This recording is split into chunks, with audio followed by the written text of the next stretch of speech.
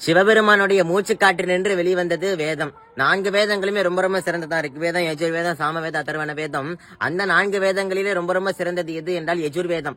அந்த யஜுர்வேதத்துல 2 வேதங்கள் உண்டு, சுக்ல யஜுர்வேதம், கிருஷ்ண யஜுர்வேதம். அதுல ரொம்ப ரொம்ப சிறந்தது எதுன்னு கேட்டீங்கன்னா கிருஷ்ண யஜுர்வேதம். அந்த கிருஷ்ண யஜுர்வேதத்துல ரொம்ப ரொம்ப சிறந்த சாக்கை எதுன்னு கேட்டீங்கன்னா தைத்திரிய சாக்கை. அந்த தைத்திரிய சாக்கையில ரொம்ப ரொம்ப சிறந்தது எதுன்னா ஸ்ரீருத்ரம். அந்த ஸ்ரீருத்ரத்துல ரொம்ப ரொம்ப சிறந்த அணுவாக்கம் எது அப்படின்னா நமசோமாய சணுவாக்கம்.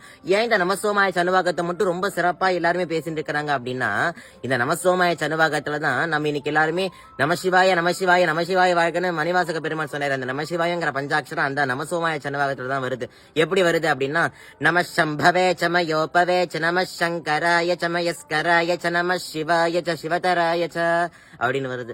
அதனாலதான் வேதம் 4 மெய்ப்பொருளாவது நாதன் நாமம் நமசிவாயவே எனும் கட்டுணை பூட்டியோர் கடலில் பாய்ச்சினும் நற்றுணையாவது நமசிவாயவே எனும் நற்றவா உனை நான் மறக்கினும் சொல்லும் நான் நமசிவாயவே எனும் நற்றத்தவர் உள்ளிருந்தோங்கும் நமசிவாயத்தை நான் மறவேன என ராமலிங்க அடிகளார் ஆகிய வள்ளலாரும் சிவாய நம என்று தெரிந்திருப்போருக்கு அபாயம் ஒன்று இல்லை, இதுவே உபாயம் என தமிழ் கிழவியாகிய ஔவையாரும் வலியுறுத்துகிறார். ஆக இத்தனை பேரும் நமக்கு சொல்லுகின்ற நமசிவாயத்தை நாமும் சொன்று பிறவிக் கடலில் இருந்து நீங்குவோம். நமசிவாய வாழ்க.